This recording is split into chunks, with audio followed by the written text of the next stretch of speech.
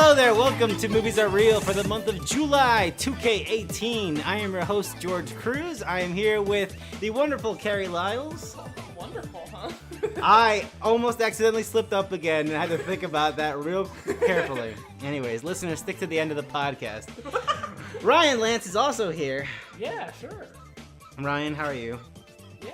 That's good. That's exactly the right that's energy, the energy we need. people expect from this podcast. I always give the people what they want, which is high-octane action.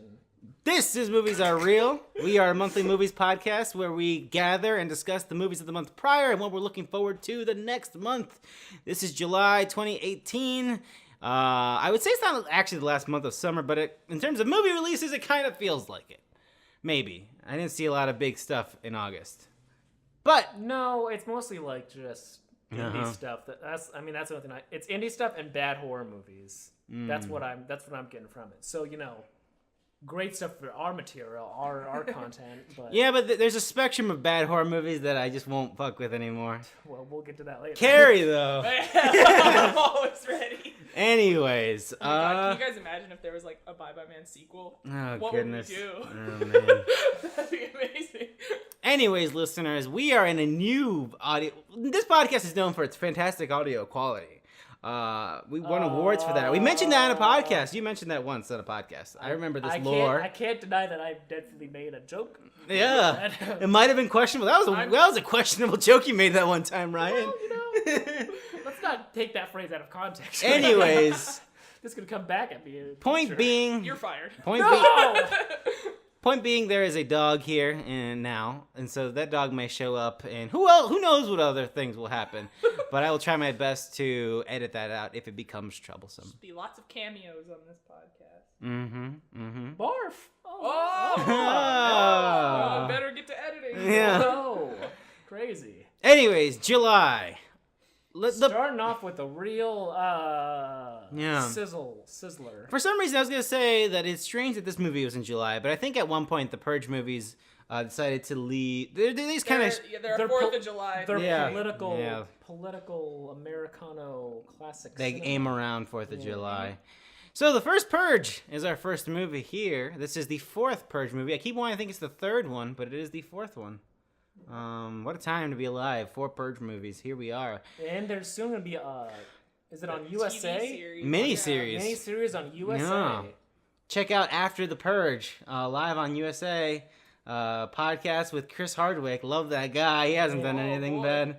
Great stuff. Anyways, the First Purge. So this is I guess it is a prequel story to the whole thing. In a weird way, it very much feels like a prequel. Like they made it after the fact. Like it doesn't make any. You made a prequel, but it doesn't make any sense. Like at the end of this film, and we'll get to it.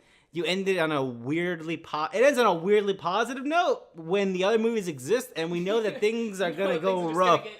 And there's a miniseries built into the end of this. The trailer is built into the end credits of this movie to tune into USA. That was so weird because everyone was leaving the because everyone was like, oh fuck, and there's coming soon. It's like, oh, and everyone just standing around just looking at oh god. That was a fun There were moment. no oh man or woos. Or I wanted more, so I'm glad they're giving it to me. There was. Fuck. I wonder if there was a fight. And I know we're getting ahead of ourselves. I wonder if there's a fight at Universal and the creatives behind this movie. They're like, can you at least not put it immediately after the movie? Can you give us a few seconds with our names up there? This isn't a completely soulless commercial product. And just been as soon as things are gonna be okay, guys. Things were not okay. Turn it into USA for the Purge TV series. Is it supposed to be right after this first purge, or is it just one of the many purges that has gone on? According to the very loud man in the theater, it sounded like it. Like the series is a direct sequel to the first Purge, the 4th film in the Purge franchise. And now I would prefer maybe a sequel to the original Purge. Not that those characters. I don't need Ethan Hawke. He's fine. But I'm just saying Well, he's dead, isn't he? Didn't he die in that? I can't remember, Yeah, man. probably. I think so. I don't. Spoilers.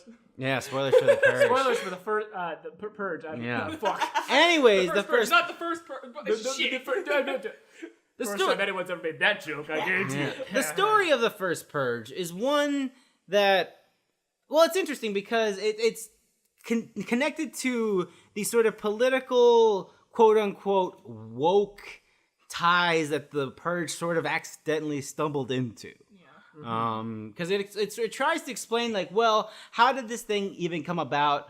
Who the fuck are the founding The new founding fathers? That sounds so fake in movie. How would anyone actually, like... To be fair, our president announced the Space Force, which sounds fake, but is apparently a real thing. Donald. So, who really knows, right? Yeah. Yeah. I guess so. Again, when these movies came out, it was a different... when the first one came out, it was a very different world. And I don't think Michael Bay was like, oh, yes, I'll bankroll this political horror film. But they just kind of leaned into it. Yeah, it's a strange thing. So yes, it explains that the First Purge happened because, well, it seems like the United States was on an economic downturn, right? Yeah. And so people wanted to elect a new... It was a third party candidate here. This, whatever, I don't know who the president is. Some guy. Because the new founding fathers... Trump was the That's name. the guy. The new founding fathers are the third ticket on the ballot. They vote these guys in. We're going to change things. And so they make the Purge with the help of this doctor lady. Who was like, this is a scientific experiment that my studies have shown this will help people. Right. So they're going to make this isolated test in, like, Brooklyn? No, Where was it? It was somewhere... Staten Island. It was Staten Island. Yeah, Staten yeah, Island. yeah. I was like, it's an island. Yeah. Oh, yeah, because it was first called the Purge Island. So that's one. That's one.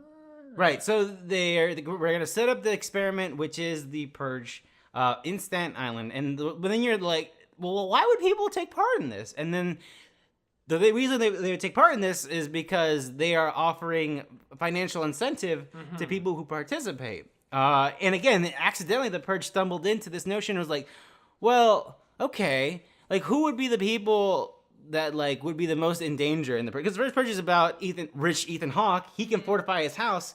He's fine until shit goes bad. But in reality, not everyone can fortify their house. And so those usually low-income, like, neighborhoods. And those were the ones that got completely decimated. And so they did the First Purge there because everyone there is of low income. So if they tell them, we'll give you money, then they'll probably do it. And maybe they don't kill people. Well, they assume people... I don't know. They're probably racist. Like, these people will kill each other for this money. There was also incentive because they put little, like, cameras in their eyes. Those And, like, look if so you... stupid. The more they do look really the stupid. more you participate, the more you get. Yeah. Like, stay on the island, give you something, but if you participate and do stuff, then you get more. That part really felt like, man, we're just going to a full sci-fi movie here or something. But they had all glowy eyes. And remember the rave and everyone had glowy eyes? Wasn't that cool? You love the neon demon, right, Carrie? I do. But anyways, going more to the plot. So again, there is like, you get the money. And so a lot of folks were like, well, I'm just going to say I'm going to do it. Like, there's no bad thing that happens if you don't purge. Yeah, for the most part, it was just people partying in the street all night. And so then again, I was like, well, in order to fill the hole of like, I don't think people would actually kill each other. And like, guess what? As a government, they set it up the whole time. They hired a bunch of racist people and mercenaries to get in there and start killing people.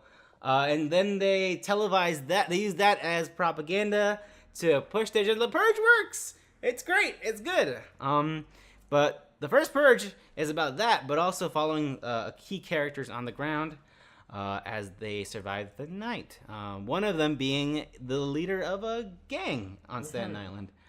And yeah, it's weird. I think this is definitely the weakest Purge movie.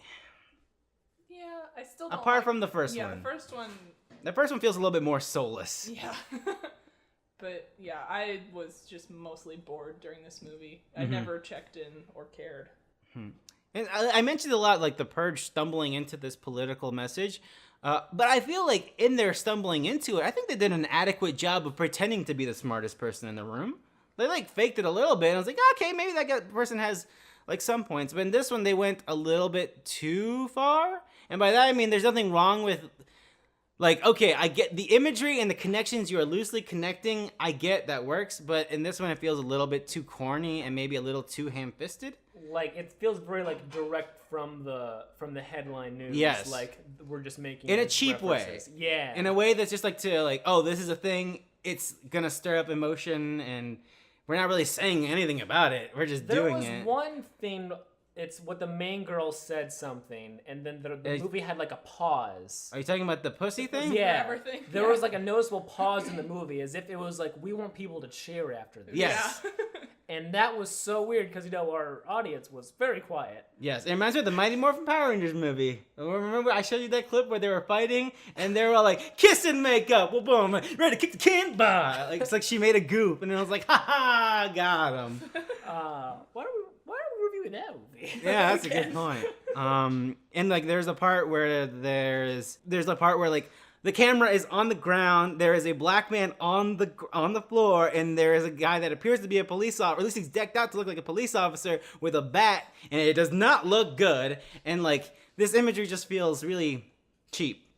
And I get I get it. And Listen, then it ends with like the ripped black man in he was like wearing like a wife beater or whatever, so we could see like his very, very muscular man. yeah, it He turns worked hard on into like And a then he's just grindhouse shooting- movie. And then he's shooting down these people who are dressed in like weirdly racist costumes. yeah, so like yeah. Klan robes and like blackface masks. Yes. Just very weird stuff. Right. So it should be like, yeah, he's taking it back, but it's like, Because yeah, he's I like don't know what's happening though. like I I get it. get it. I 100% get it.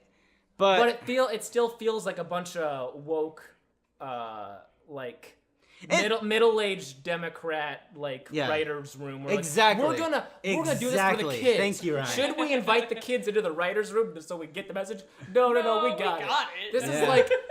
is like the Hillary Clinton of movies. Yes, it 100%. thinks it gets it. 100%. It thinks it gets it. I admire it, but well. And before we go too far, we should probably look up real quick if this is directed by a black man or It a is black... directed by. Yeah, a Okay, black and so that's the other thing. Ryan looked that up on the way home. Yeah, you would hire someone to do that and then let him do it. Yeah, but it doesn't feel like he had the full reins of No. control. Or they did. Maybe they just wanted to do like an easygoing thing, but it's just hard to overcome. Like this is a Michael Bay produced thing, and I can't feel like it's The coming. whitest man. Like it's just coming from a genuine place of frustration. Like I need to vent, and I need to make a movie about venting. And again, like I think like there's some smart bits. Like the part like why would all these people who are of low income like kill each other? Because they just took the money and they're like, I'm just gonna sit at home and do nothing. Oh, it's because the government came in and they're a bunch of racists and yeah. And then now the whole thing is just Like, started that's up on clever. by hate. Yeah. But then they it's go, also oh, no. like we kind of knew that's what was happening because of the other films. And hey, if you found some catharsis in this movie, that's great, fantastic. But I just think it's, yeah, I don't know. I think like the other movies do a better job of it, but even the other movies have moments of like ridiculousness. But yeah, They all feel the same to me. I think the second one is probably the best. I think so too. I like that one the most. I feel like I've been talking. Carrie, what do you have any thoughts on this? I've always liked the Purge movies, but I don't think I'm realizing I don't think I was ever invested in them at all, almost. And they feel refreshing sometimes, but I don't know. I don't think we needed this one. Yeah, This felt like they made the poster and then they were like, now we got a movie. this feels very direct to DVD. Yeah. Out of all of them, I think. Do you think after the TV series, I think we're no done. going back? I think we're done. I can see another Purge going to direct to DVD, but I think we're done after this. Or direct to Netflix. Or direct to Yeah, Netflix. I was There about you to say, go. like, do we really have direct to DVD movies No, it's anymore? Netflix now. It's Yeah. direct to Netflix. That's the new equivalent. I love reading news. They're like, Netflix bought this movie, and I'm like, oh, so it sucks, no, right? no.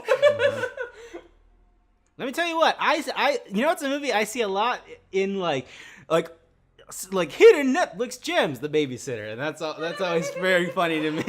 I was thinking Ryan. I hate it. No one's talking about this movie, but it's really good, actually. No, it's not. It's not. It's objectively bad. I've seen better movies on YouTube in 2007. Ooh. Yeah, that Fuck. Cobra Kai thing isn't too bad. Yeah. Anyways, I think it's all the energy and Now I'm thoughts we angry have about about things. of the First Purge. I think it's not great. Yeah, it's not. Well, Anyways, Well, let's talk about a more woke speaking film. of politically minded films, I'm excited to hear you guys' take on this because I tried to see this, but I was not able to because in our glorious city of Omaha, Nebraska, it only showed for like 2 days. or really, something like that. wow, that's a Or like a week. bummer. Oh wow, yeah. Boots Riley was talking about like how he was trying to get more folks out there to watch it. Huh, interesting. That's interesting. Anyways, sorry to bother you. Annapurna release. I believe is it directed by Boots Riley as well as written and produced by Boots Riley. Boots Riley, who most people I think would know him from, I think it's Atlanta. Yes, The very good show. I've seen the Donald first Glover season, on yeah. FX. The main guy in this one is also in Atlanta. Yeah. Yeah. So this film is about a man who lives in San Francisco, or I guess he lives in Oakland, which is pretty much San Francisco. People live in Oakland because they can't afford to live in San Francisco, and it's really a movie about how, things are very fucked in San Francisco and Silicon Valley, and how... Well, okay, I'm getting like the concepts, but pretty much it's this guy who, it starts off, he needs a job, and so he gets a telemarketing job, and from that telemarketing job, he learns that in order to get sales, he needs to put on a white person voice. And in this one, it is voiced by, oh my god, I lost his name, but he is a comedian. David Cross. Yeah, David Cross and Patton Oswalt. Yeah, do David the Cross and voices Patton for- Oswalt do the Yeah, voices I don't there. know who they do the voices for. Patton Oswalt is Patton Oswalt is like the boss guy Yes. with the Oh, iPad. yes. Okay. Yes. And then David Cross is. Yes, he learns guy. to Cash. put on a white person voice to sell well, and he eventually sells so well that he's upgraded to the top floor, which is where all the best sellers work, and they make extremely good money. But no one who works at the bottom rung knows what they sell. And throughout the movie, they tease it throughout the movie. But what they sell is labor, specifically this labor from this company called Carefree or something like that. Yeah, it was something like that. Right. Where it was like this facility where you live there and they provide housing, food, and everything. It's and pretty you much just a work- life contract. You just work all the Yeah, time. they take care of you, so you'll just work for whatever. And so that's what they pretty much do. They sell off workers to some very questionable characters with a lot of money and a lot of power. And so and from there it seems like it's a movie about that power trip, but it takes an incredible turn toward like the third like I would say close to halfway, like after the halfway part of the movie, because a significant part of this movie is like, here's this flip actually. I've heard it does get like buck wild. Yes, as soon as Armie Hammer shows up. Extremely accurate way to Yeah, describe Oh, it. it's thank like you. the most buck wild thing. I'm very excited to see it eventually. So yes, this movie, I think, let's see, what is it though? I guess I haven't thought about this a lot. Carrie, do you have thoughts on it? I guess. I really like. I just like the overall idea that it is, but the way that it presents itself is really, it uses a lot of dreamlike qualities and weird, absurd, Surrealist stuff. stuff. Very surreal, interesting stuff. It makes me think of just like the overly chipper advertisements that are always there for the work facility. And for most part, they're in the just- background. It's all subtle usually. And a few other things make me think of the movie Shock Treatment, which was the Yep, the I can see that. sequel Yep, to the Rocky Horror. Yep, I can see that. And I really like that movie, and I just really like that idea of like the we're selling you heightened suburbia, isn't it great? Fake smile that's about to crack, and it's like, I really like it. Yeah, I do. The surrealist stuff is like, again, it eases you into it. It shows its hand a little bit in the background, or like the TV shows that they watch, or just everything that's just like, punch me in the face or whatever. That's very Shock Treatment. Yes, that whole very beat much. the shit out of me show. Yeah, and it's just like someone like, that's crazy, man. And it's just like, and then we go on to like a conversation that two characters are having, and then all of those like things in the background come in at the last part of the movie, where there's a point like the movie like completely reveals its hand. It's like, This movie's fucking. We're fucking going. Excuse Here we go. Here's the hand, and at that point, it's just like all bets are off. But I think all these surreal and out there stuff. It's more than just like, whoa, this movie's zany, but it is out there in a very. It's a mindful zaniness. But yes, there is. It's more than just weird. That surrealism, like. It is shocking, but it's not like, aren't you shocked? It's like, here, this is why you should be shocked. Yeah. And it really is an incredibly political film because it's a movie about the state of labor and mostly at large, but specifically it is about the Bay Area, about San Francisco, about how it is impossible to afford any housing there, how the big companies are Facebook, Google, and I forget, I don't think Uber's there. But anyways, it's about these giant companies who pretty much, they're just corporations, but they pretty much own the city. Mm-hmm. Like, if you don't work for them, you can't really afford to live there or anything. And everyone else is incredibly treated like a lower class. And it is very much a movie about, like, workers' rights. But yeah, it's very, very good. Boots Riley is fantastic. He's really charming. He has a lot of energy, and even though like for most of the movie, like after a certain point, he is being dubbed. That's more than a gimmick. It's really funny, and it gets across to like, because you think that the movie's about this power trip, like he is turning into a bad person. Oh, he's forgetting where he came from. He's forgetting about his friends. Yeah. Until it takes that turn right there in the middle, but it's more than just a gimmick. It works. It's very funny. And yeah, I don't know. It's very, very fucking good. Yeah. It's really good. I highly recommend. Yes. One of my favorites of the year for sure.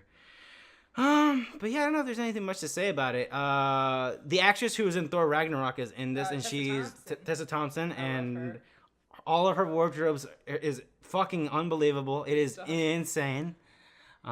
She's a very good character as well. Mm-hmm. I feel like I didn't understand her completely. I feel like if I watched it again, I would get more appreciation and understand her character more. Because she's really doing she's doing her own thing really, and is kind of associated to Boots' character. But really, she's kind of her own character doing her own things, and then they collide. But yeah, extremely good, extremely good. I guess. Oh yeah, man. All right. Well, let me talk about shady business. Let's talk about the dark web, baby. Let's talk about the river. What was that called? The river, the sticks. The river, yeah. The river. It was the river, and it looked like Minecraft. It looked like fucking Roblox. Yeah. Anyways, Unfriended Dark Web. They made another Unfriended movie. It's been like 4 years. It's probably been like 2 or 3. Really? I thought it was 2014. Okay. Anyways. It feels like forever. I don't remember. No. Unfriended Dark Web. Unfriended's back. This time with a more plausible premise. It's weird because we've known that they were gonna I think they announced that there's gonna be a sequel like right away, and then it came out like now, which is weird. Yeah. I don't know what happened there. Like just stuff. Did they have trouble? Like, was the screen capture not working on the fucking laptop? Maybe, I don't know. What's wrong? OBS keeps crashing. I don't know, guys. Damn it! Yeah, we have the best Elgato, but it's just not working. I will say this about Unfriended Dark Web: the initial premise is so much better than the original. It's way better than Suicide Ghost. Suicide Ghost, but not even just that. Like, the main character has like an actual character. Yeah, he's an actual character. He's this. I think the trailer's like these people aren't terrible. He's stolen a laptop from a cyber cafe, and he's conflicted because he's dating this girl who is deaf. Yes, I was trying to think of it. And they're having a rocky time, and he's just trying to work on this program because he can't remember sign language stuff or so he's making a program that will make him be able to say words in his computer. He records it like what he's trying to communicate, and then he's like it just types it out, and then it shows it as a video feed of all the signs so it stores a bank. So, he's like making a catalog of videos of him signing different words. So that way when they talk he online, types his message and then it compiles them together and has a cut up video. And that's why and he needed the new computer because his current one was Just not couldn't running do the it, program right. Which is much better than like fucking MacBook Pro. Hell yeah, baby. Yeah. Which is like how I expected this movie to be because it's a fucking Unfriended. It's really movie. confusing because he checks the specs of the computer, and I was like, "Yeah, dog, it's got an NVIDIA GTX whatever. Are you just what do you steal his computer to game or something?" But yes, and at the same time, he's in the conversation with his friends. They're having a game night. He has like a friend who's a game developer. He has a friend who is a musician. A guy who's just like doing his own Alex Jones show about how they're listening to you in his basement. Rest in peace or not. And was it just those three? And then there was the couple. There was the queer couple who they're just hanging out there. They're playing with them, but there were two people on one screen. And they have a sort of there's a narrative thread about how they announced that they're getting married, and also one of the girls is grandma is terminal. She has she's cancer, and they realize that she's not gonna make it. I totally forgot about the musician girl. I was trying to remember who that was, but then I was like, oh yeah. Yeah. And so he starts digging in this computer because it keeps shutting off, right? Or it keeps hard freezing. It starts crashing. Yeah. And so he's like, "What the fuck?" And then his game developer guy with his Soma poster in the background is out like, "You got some hidden files in your thing." I forgot that it was a Soma poster. Yeah, I was funny. like, okay. And so he has like some hidden files. So he goes digging in and he finds a hidden folder of some nasty shit. And then eventually, I forget, how does the guy who owned the computer get in contact with him? Is it Facebook, right? He logs into the there's- old Facebook account, right? But he's still getting. because the He guy logs who in- has the laptop is logged into the dark web guy's account, but then he gets messages from this other girl's account, and he's like, "I'm Right. with my friend," and then you find out that that's the missing girl's account. Yep. So that's how we messaged him in the first place. And so and I think at this point we would be getting into very specific, but the pretty much point is that he finds out that this guy is working for some shady characters and he is selling very private and specific videos to this dark organization through the fucking blockchain, through Minecraft, through Roblox. People did say blockchain. I think cryptocurrency was said once as per his requirement of a film about the internet in 2018. Yep, exactly. Yep. There was a cafefe joke in the beginning. Oh yeah, when he was trying to log into the. Yeah. Oh gosh, yes there frustrating. was. There's a Kofi joke. Yeah. Oh Cafevi. god. Yeah. So what are your thoughts on this film? Okay, can we agree it's better than the first Unfriended? Oh yeah. Yeah. Okay. The problem with the first Unfriended is not only It's exactly what you expected it it's to exactly be. what you expected it would be. The most cynical thing ever. It's cynical. It's teenagers.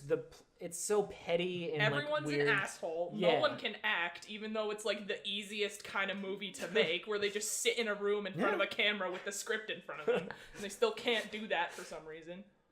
But yeah, no, the first one, it's bad. Yeah, I can barely remember that. This is like an actual movie, kind of. Like, it doesn't feel like a yeah. commercial product just put out because people will buy it because the trailers are, woo! Facebook, I can't log in after I saw Unfriended. Woo! Spooky. But yeah, I think the fact that they actually wrote characters made me more invested in it. I think just the idea of like a movie that explores the dark web is inherently interesting. Although this movie, despite that being the subtitle, does not really go into that all that much. It's just, they use it as enough to like, okay, how do we do Hey normies, this is what the dark web is, and that's it. Oh my god, there were like 3 different in English, please. Yeah, exactly. jokes in this movie, and I was like, oh no. Yeah. I think none of the horror stuff is like, it's not a scary movie, I think, at all. No, one particular one was hilarious. Oh my fucking god. Which was weird because the person sitting next to me was terrified. They were so tense. Are we talking about the swatting the one? swatting thing? I thought that was incredibly fucked. That was me. That was so funny. Because, like, the guy was just, like, fucking... He was, like, moving the cursor around the button to, like, press the gun sound. He was like, oh, I'm gonna do it. Well, because he established early in the movie, he's like, guys, I got these sick new speakers. And then the hackers heard that, and they're like, sick new speakers, huh? I can hack into that shit. The part that was funny to me was that when they clipped all his conspiracy videos to say some fucking crazy shit. I'm going to kill people. At the mall. I've with got a like bunker 17 full of guns. Yeah. But yeah, no, that part for me was completely fucked because I was like, nope, this is 100% real. Oh, this yeah, it's so real, which is funny. real. But, like, the way the movie did it was so fucking, like, it felt very tone deaf to me. Like, Also, it also doesn't help that they did the comedic character guy as the fucking, As the guy who would swat someone. Yeah. But... This movie had 2 alternate endings. Oh, right. I still haven't seen the other one. Have you seen it? Yeah, I read about it. Which was so annoying because I was so interested in like knowing what was happening. And basically it's just 2 different ways the guy dies. Yeah. I figured. There's no way there's a happy ending. Because I was looking in like one video on YouTube. Okay, I think you also saw it. I saw the same he one. said he was like, "There's demons in it." And we were like, yeah, and like all the glitching effects, that was just demons, and it like probably connects to like the first Unfriended movie. And I was like, what? What kind of bullshit that I didn't get the demon ending? Yeah. What is that? And then like I went like online. I went on a fucking horror Reddit page. I was like asking people like, what's the other? It's like, oh yeah, just something stupid. He gets hit like, by a car. Oh, well, what? I was told demons. Damn it. And then I guess the glitching stuff, I was watching some other review and they were talking about like, oh yeah, no, there's like fabric that you can buy that glitches out security cameras. And I was like, oh, so apparently that's a thing. Because I was wondering, that checks out too. I was wondering, yeah, I mean like it makes sense that these high octane hackers would have some sort of either clothing or some sort of emitter thing on them that would fuck with video feed. But apparently that's just a thing that I just didn't know about. Because I was confused too. I was like, why are they glitching out? They're just there. Are they ghosts? Mm-hmm. So yeah, I liked the movie. I think it's fine. I think I was invested in it. I had a good time. I don't know what's with me and just liking everything Blumhouse puts out this year. But yeah, I don't know. It wasn't good, but I was definitely like interested in seeing where it would go. I think ultimately I was disappointed that didn't like go into like interesting dark web stuff. It really helps they wrote actual characters. It does. Jesus Christ, man. I don't know. This movie just reminded me how good of a show Darknet is. Yeah. And like, This is a good television. and like how it's God and the world's the worst place for it. This one definitely wasn't as like frustrating as the first one, I guess, because in the first one they just make all kinds of stupid decisions. Yeah. And the decisions in this one It's probably just a shitty aren't horror the movie, best, but it's like feels more justified that it's unavoidable because they're just being played the entire time. This felt more like. This felt like, because I thought I heard that Unfriended was originally like not like a project that someone pitched and then the studio funded it. It was already a product that someone already made and then they picked it up. And that first movie doesn't feel like that at all. This feels like that. Like someone was like, I had this idea for this gimmick, and here are some characters I wrote, and here's what they do. The first one just like, make a shitty horror movie, put the fucking Facebook, Skype thing. People like Skype, let's fucking... I don't fucking know, Skype, man. Whatever. God. If this one is like, oh, I gotta put Discord or some shit in there, I don't fucking know. But yeah, I thought it was better than it had any right to be.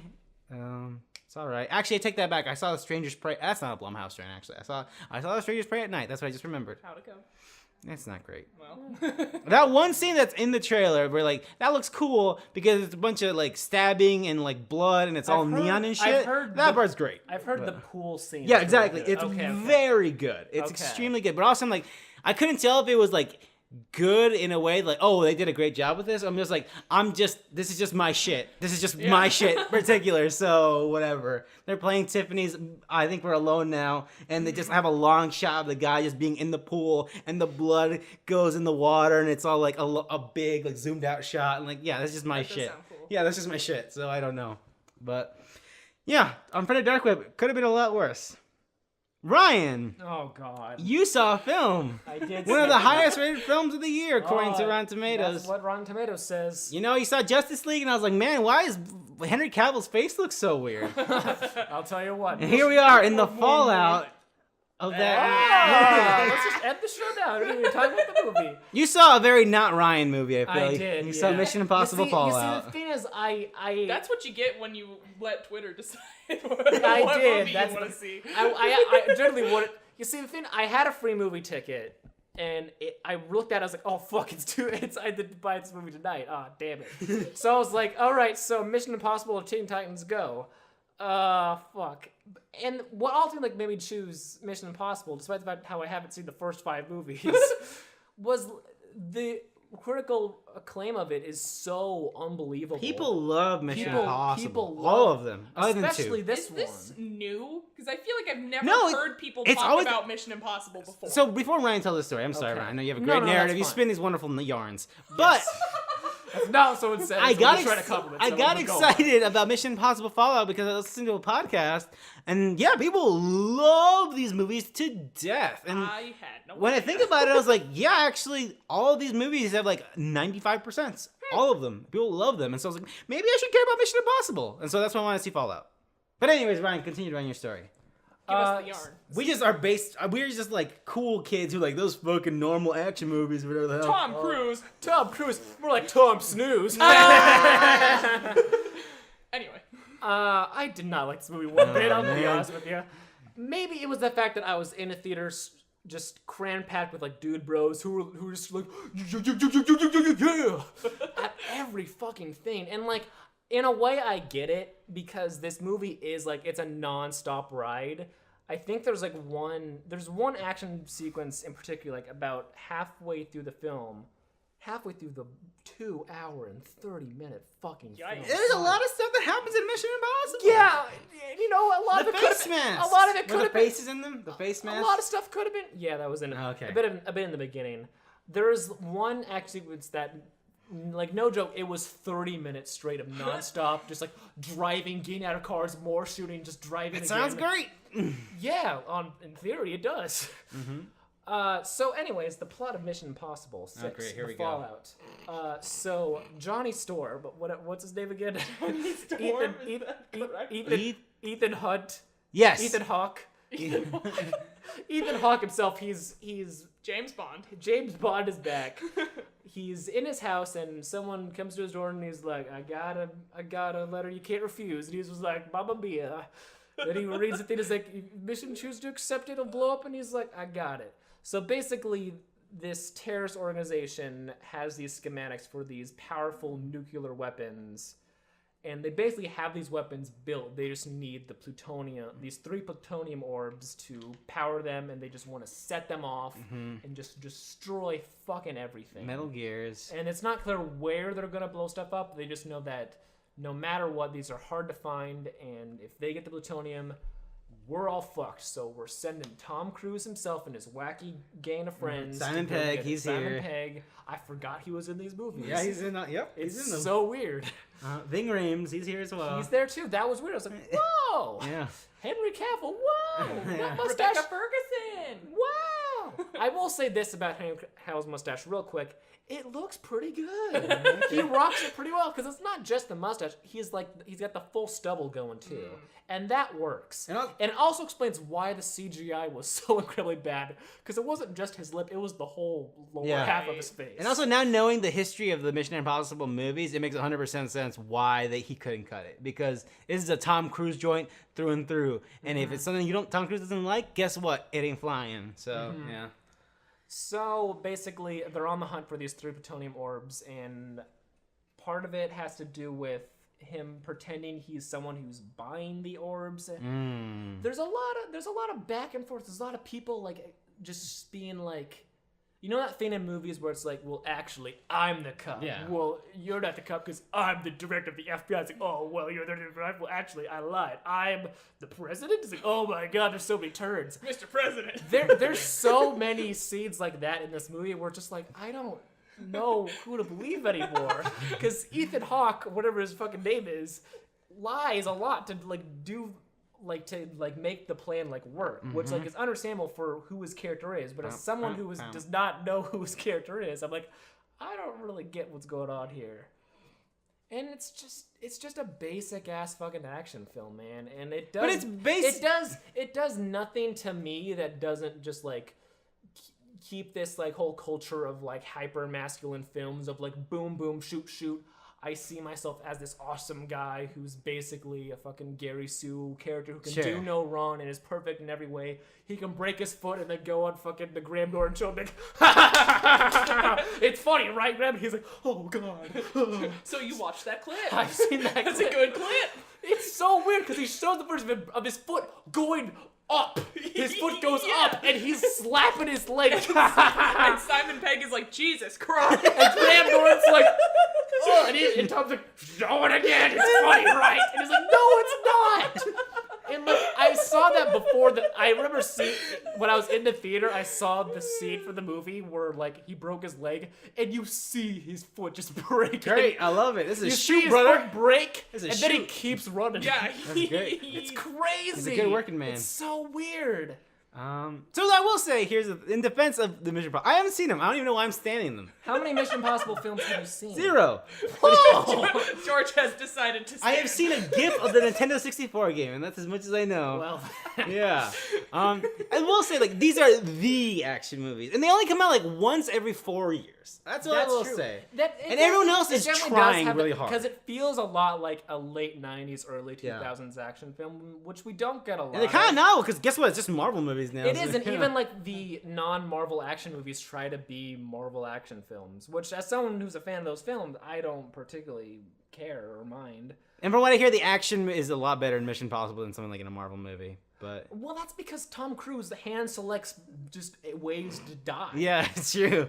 I will say the one Wish, man. the one action sequence I did really like was near the beginning where Tom Cruise and Henry Cavill were jumping out of an airplane, and basically the camera guy jumps out first, and then they jump out, and it's one fucking shot of them in the air in the storm, just going down. They're getting in trouble, and it's very cool and like very like clearly a lot of fucking effort was put into this one moving shot of a fucking camera falling from the sky, just tracking these guys with no cuts. It's great. I think that's the one I've seen people compare it to the plane scene in Dark Knight Rises, but I don't know. Oh boy. Listen, that scene is good. That scene is Can fucking I interject fantastic. here for a second? Okay. I just Dark Knight rewatched Rises is that good. movie for the first The time. Dark Knight Rises? Yeah. Oh boy. And you know Here what? we go. Here you we know go. what? I enjoyed it. It's good.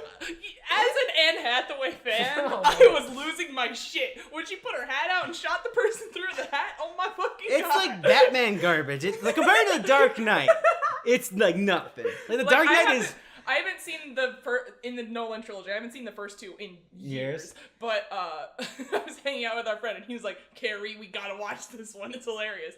And we did, and it was. I will say The Dark Knight Rises is hilarious, but the thing is, it's not supposed to be hilarious.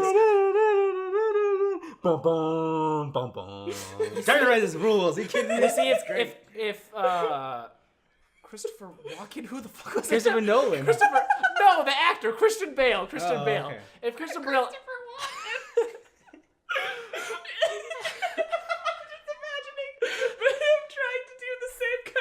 Swear to me. But like with the same kind of like. I can't even think of any fucking things he Nah, says I besides can't. just like, where's the trigger? But yes, I haven't thought about Where's the trigger? That was the best scene. I haven't thought about this these movies in a long time, and it's only because a lot of people compare Mission Impossible Fallout to The Dark Knight. A lot of people are comparing that movie to The Dark Knight. I don't see it. In action, I can see it. In terms of like, we're gonna have like this, and this, and we're gonna fucking do it, and it's gonna look fucking insane. I should watch The Dark Knight. It's been too long since I've seen The Dark Knight. Yeah. I watched that movie too much as a kid. Me too, right? I almost don't want to go back. It's to weird. It. It's like we don't get those movies a lot. Like we don't. No. Like there's generations like we have E.T. and E.T.'s the fucking shit. Yeah. And like Star Wars and like The Dark Knight for a little bit like this is the fucking movie. Holy shit. Oh yeah, because that was like a blockbuster like thing that was like mainstream and like everyone in like Hollywood loved it for some reason. Remember that time where Joker was in the middle of that Chicago street? You're like, come on, I want you to hit me. Come on, I want you to hit me. It's fucking Very good. It's Man. a good movie. You know who's a good Joker? Jared Leto. No. no. I was thinking about. I forgot Suicide Squad was a thing, and I looked up the video he does with Skrillex. And is it Gucci Mane or is it Rick Ross? Yes, it's Rick Ross. Jared Leto purple Lamborghini in character as the Joker with Skrillex on a yacht as he has like this pimp cane, and they're like it's just like a camera like zooming out as the yacht, and it's Joker, Rick Ross, and Skrillex. It's very good. You know, I could see see the Joker from the Suicide Squad. And Joker's just crazy. They're just being like a fucking SoundCloud artist, being like, yes, these are my beats. 100%. 100%. He's a SoundCloud artist. Oh my god. And it's just Jared Leto just like screaming and like, ah! Everyone's like, oh shit, that guy's crazy, man. Oh no. Is he actually crazy, or he's just so into his character that he's... Oh, man. Anyways, Mission Impossible Fallout. I fucking hated it. It's not a Ryan movie. But other people probably do, but I fucking can't stand it, and I Yeah. hope I never have to see it again. It started as, it's okay, and now Ryan hates it. I fucking hate it. I don't like it. And second note, It's not for me. when we talk about like action movies, also like the sort of when we don't get Marvel movies, we now get like the John Wick variety. We get the Atomic Blonde. Like it is neon, it is dark, it is like one person who's really fucked up against like an army, like one shot, like fucking 80s techno house, and just shooting everyone. I'm 100% here for that. But again, like Mission Impossible just feels like an anomaly. It's like it's like the normie movie. But whatever. Because the first one came out in like 90... late 90s. I thought it was like 96. Yeah, and then two Damn. came out after Eyes Wide Shut, of course, which was 2001. 3 came out in 2008. That one was Philip Seymour Hoffman as the bad guy. That was directed by J.J. Abrams. And then there was 4, which was Ghost Protocol was a long time. I think Ghost Protocol had the trailer for The Dark Knight Rises actually in it. And I think the last one was like only 2 years ago. This is the shortest turnaround time for these, yeah. But yeah, Mission Impossible is a motion picture that you can watch. I feel like this is another like Mad Max situation where like everyone loves it. Mad Max. I don't totally get it, but like I actually like a Mad Max. I just don't love it to the extent of other people. This is a case where I don't like anything about it, but everyone won't shut up about it. I hate that. I don't understand what's with people in Mad Max. Like, they keep showing the black and white version in theaters. Just show me Mad Max. Mad Max, that's a fucking movie, man. Speaking of a movie I need to watch again. Anyways, now Can I just talk about Mad Max and how good it is for a as second? long as I don't have to talk about Mission Impossible anymore, Okay. man, I don't want to say any more about it. Anyways, complete opposite, different in every way. Talking about a Fallout. Eighth grade, Bo Burnham's directorial debut. As carried on the notes, baby best boy Bo Burnham. Yeah. Baby boy Is there baby. a problem with my notes? No. I'm just saying. An A24 release. Obviously, we're in the pocket of A24. Yes, I don't know. No, I don't I know. don't know anymore. Anyways, yes, 8th grade. So this is a coming-of-age movie, but I think the very specific part about it is a coming-of-age movie in the age of the internet. And, and the internet specifically, like, Instagram, Snapchat, and, like, what is it like to be that kid who doesn't really fit in anywhere? And I don't want to maybe discolor the character, maybe I don't, because, again, I don't like this movie, so maybe I completely missed it. But it is about this person who is, like... When you're the lonely kid and there's social media, it feels incredibly even more isolating, is what the movie kind of is about. She's able to project who she wants to be in her online presence, but she hasn't found the confidence or strength to bring that into the real world. Yes. Yes. And so, Carrie, you're obviously a big fan of Bo Burnham. I love So you had high expectations for this, and how did your expectations meet to the actual thing? I think it went pretty well. Yeah? It went pretty well. I'll say that I'm very biased towards Bo Burnham, so if you had just showed me this movie and not told me that Bo had anything to do with it, I probably still would have really liked it, but I wouldn't have this. Did you show the Netflix impact. special again? Yeah. Oh, they had the the clip from his Make Happy special that they were playing at the Alamo beforehand. That song always makes me cry. So I was From like, what I saw, like, this oh, is no. intense. This is a lot. I was like, I should watch this. It's so fucking It's like, good. It's a very good. And that's the other thing. Again, we're delaying the talking movie, but like the idea of it, like he mentioned that in the interview that played before the movie in Alamo, about like there's so many people online who are like playing for an audience, but they don't have that audience. Yeah. And like that was like, that is profound. Like that is crazy. Some would say this podcast. Who fucking knows? What do you mean? But yes. Anyways, Carrie, your thoughts on it? But it's just, I really liked it. It was a very,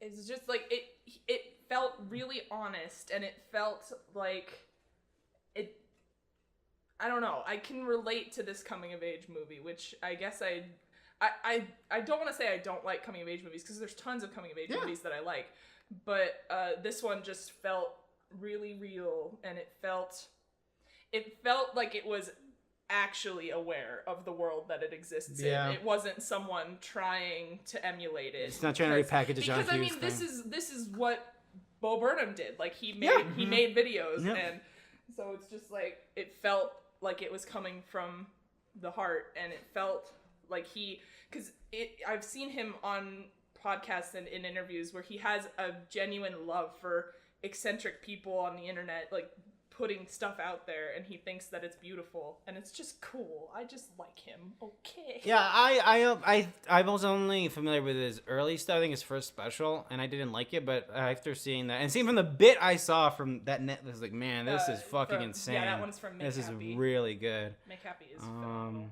But yeah, Ryan, what's your thoughts? Bo Burnham or the movie? The movie. Oh, okay.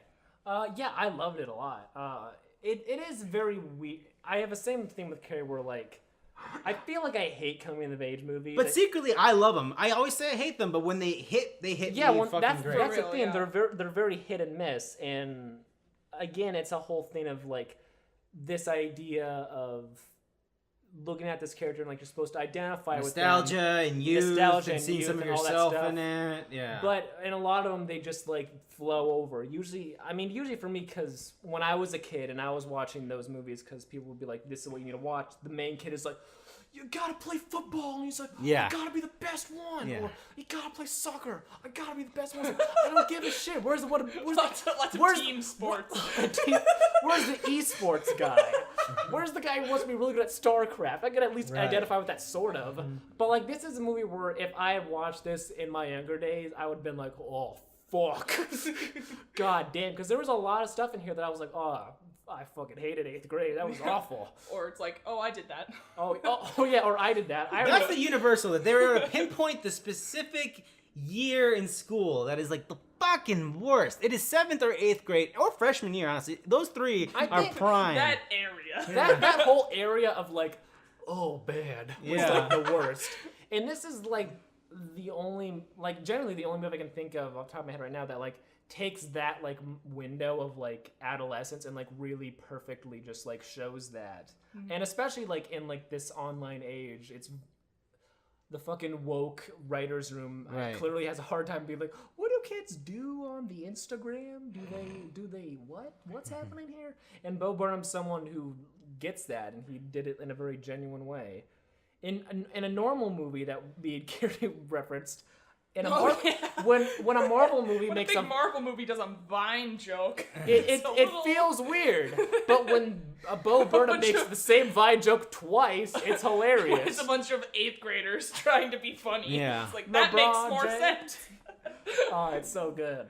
Yeah. And then it's so genuine, and it has those moments of just where it just like goes back and forth between like being very lighthearted and fun to just like, oh fuck it, am I watching Hereditary right now? I'm pissing in my pants. I can knock it off the edge of my seat right now.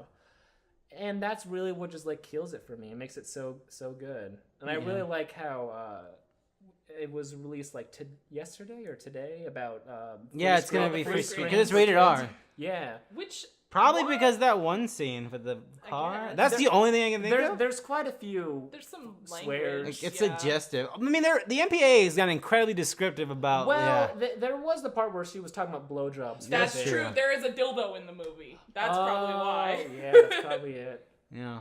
First off, people need to get kids have cell phones, and like I didn't have a cell phone, but I had a Windows. I think that's 3. specifically if you're Bo and you made this movie, like Kids, fucking come on, are you kids kidding me? fucking- Yeah. If you're in It's eighth in the grade, movie. If you're in 8th grade, He's talking you've about seen all nudes. this stuff. Yeah, Yeah. They get it, so we don't need to like well. Which is a kids weird don't part. get it. Like, I don't want to picture that at all about these 8th graders sending themselves nude pics. I'm good, thank But you. like- but but I get like, it. But know I get but it. people They're did that. doing it. Yeah. They're doing it. I get it. So yeah, for me, I didn't love it. I think it's a great movie. I think for me, the thing that out of it is painting this kid. I think I was that kid at certain points. I think my confidence got a lot better. But the thing that really nailed it home for me, that really killed me about this type of person, is that the dad is like, you are such a nice, good person. You are such a nice, good person. And I don't know about you, if you've seen, like, if you've, like, being like that, if you've been in a place where you're that person, or at a school. I've been through a couple schools where you're like, I just don't fit in. But people say, oh, you're a nice kid, though. But I don't know, like, sometimes people don't. that doesn't feel like enough. Yeah, it doesn't feel like enough. And because of that, and then you resent being a nice person. Yeah. Like, maybe I should be a fucking shitbag. Yeah. Fucking people who are bad are getting the kicks and like maybe getting like shortcuts in life. So maybe I should just be a piece of shit. That was me in like 8th grade and like 9th grade. Yeah. I was like, I hate it here. Should I be an asshole? Yes, I don't exactly. know what I should be. And that's That's part of like why I love this a lot. Like, that's the part on that a it really personal spoke to level, me. Yeah. But for me, the rest of it, it just didn't resonate with me a lot personally. And it's a good made movie, but I don't feel a passion for it. I can recognize it is incredibly well made, informed, current, and smart and witty, but it just doesn't resonate with me. And yeah, I think, is it, what's her, Elsa Fisher? Elsie Fisher? Yeah. I think she does a phenomenal performance for like portraying that sort of like very vulnerable character. And I think the other thing that also kind of killed me about this movie is that she, in like a lot of coming of age movies, the thing that is wrong is that I'm not pretty enough. I'm not popular, but popularity is kind of vague. In here, she realizes like I'm not confident. I just kind of have general anxiety about hanging around people because I don't really understand myself, honestly. I don't know. There was just something a little bit more direct. Like she understood, because the video she says like the exact opposite of who she wants to be. She recognizes like what's going through her. And you know, at the end, but there's no like clean ending. Like everything's gonna be okay. She's like, I'm going to try and actually like, you know, I don't know. I'm gonna try my best. And they're like halfway, like the movie's like, everything's gonna be good. Everything's gonna be great. It's gonna be fantastic. I'm just gonna be the best person I think I want to be, and that doesn't work out. But yeah, for me, it didn't hit hard for me. I think it's very well done. I think it's a very as coming of age movies, it feels more real than it does like a movie. Also, like it's kind of a weirdly paced. Like there aren't a lot of like there's like funny bits, but there's not like bits that feel like a bit, if that makes any sense at all. Like this is a definitive joke. Like something just silly happens in life. It just feels like life. It's a life moment Yeah. that happens to be silly or yeah. It just happens to be a kid yelling LeBron James. Yes. Like, it's just funny. That's just what happened. Yeah. But yeah, I don't have anything else to really say about this one. It's very good. But yeah, I wish I liked it more. Oh boy. I was debating on if I wanted to go here or not, and I think to illustrate my strong feelings for this movie, I should. But the part in the movie where everyone is like, this is the scariest the scene, you know. Oh yes, there's the scene. The car scene. Yes. That has happened to Oh, me in God. real life. I'm so sorry, Carrie. watching I'm so sorry, this Carrie. I'm so movie, sorry. watching this, I'm so sorry. like Ryan and Greg were cracking jokes, which I appreciated. I cracked No, I one wasn't joke, saying and then you the rest shouldn't time have. I was like, like that was for me. That was more of like, haha, funny. Please end soon. Yes, exactly. No, completely crack jokes. It's fine. But like while that was happening, I was full on like, oh no. Like I've never like been watching a movie and You had to confront that. and been like I might have to leave. Like I've never felt that. And so and you might have noticed that I was a little like weird after the movie because I was like I'm feeling something here. And so then like I drop you off, I drop Greg off, just full on just like sobbing on the way home. I was like, this is Bo, why'd you do this to me? And so it's like, it's a very, I don't know, like macabre way of catharsis for me to watch this film. And like, cause it's something that I haven't fully dealt with, obviously, but like,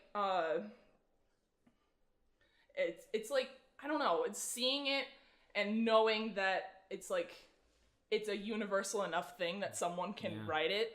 It makes it not better, but like, I don't know. It's just very weird to me and very powerful, I should say. It sounds like Bo did research, asked people like, what was this for you? Like, and then he talked about if something happened to you, it's like people told that story to him. And it kept happening. I was like, oh, okay. I feel like if this movie was made by anyone other than Bo, they would have taken that scene like much farther than it needed to go. And I think what made that scene which happens a lot in coming of age movies. Yeah, I know. And I feel like it's unnecessary because that's why I like it. Like takes it there, but it doesn't like just try to fuck the audience over. Mm-hmm. It's just like, this is real.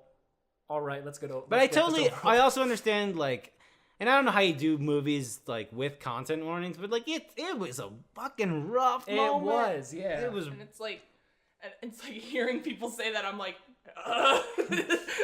trust me, being there. Yeah, it's bad. But I was thinking about it earlier, and this is a disgusting analogy, so please excuse me. Okay. But it's like Carrie's about to get canceled. No, not like actually like gross. Oh, okay. But, like watching it felt like, you know, those pimple popping videos. Oh yeah. Some old man who's like, I've had this bump on my face for like 12 years. I don't know what's in there. And so when they get rid of it and it's just full of goo and blah and it's bad. And then it's like, well, there's no pressure behind this anymore. It's gone. There's still a big fucking sore on your face. Yeah. But like, it doesn't feel as scary or intimidating or like weird. Mm-hmm. But this movie, and I didn't want to drop that and be like, you need to have like respect for this movie because this is real. But like, I don't know, this movie, I just wanted to illustrate why it means so much. Again, totally. And again, like I said, it feels like he actually like, what are these stories? Like, these are my experiences, but I don't want to make a movie because he's not a girl. Yeah. He didn't grow up as a girl. So it's like, okay, like what are the experiences like that people have had? There was that one tweet that someone on Earth, like very old tweet, where he was all like, where he was asking people like, yo, what were your weird like high school like experiences? I'm trying to like, you know, collect them or whatever. So some people were theorizing like, were you playing this movie for like ever? It was like a 2008 It seems tweet. like something he would do. I mean, totally, yeah, like it's his first movie, like his first project, or like theatrical project. It's a movie. It's very good. It's a very good movie. But it's one of those where like I love it, but like I don't think I could ever watch it again. Just like mentally. Yeah, I don't know.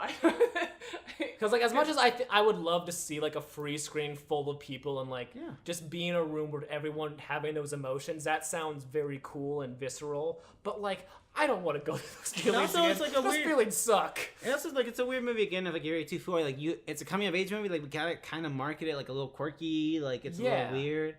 But like it's actually like it's really like there's funny bits in the movie. But it's not like, again, they're not like writing bits. Like, this is just like a funny thing that would happen like in life or whatever. There's like awkward moments. But yeah, 8th grade. I'm sure we will have more to talk about that at the end of the year.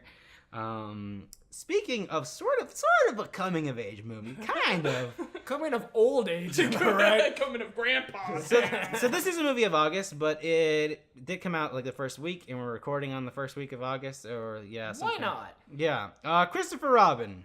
Christopher Robin, for those who aren't Winnie the Pooh experts, is the boy The boy. The boy in Winnie the Pooh. So yes, this is in continuing Disney's trend of taking a thing that was once animated into a live action thing. Winnie the Pooh, here he is. So yes, the setup for this movie is that it is sort of like in the timeline of Winnie the Pooh. It is sort of like the last thing. So Christopher Robin Takes place last of the timeline. Yes, exactly. This is the last. This is the Dark Hero timeline right here. Yeah. But so yes, so it is. It starts off with saying like, okay, this is a movie about Christopher Robin. He grew up. He left the 100-acre wood. He was sent to like a private boarding school.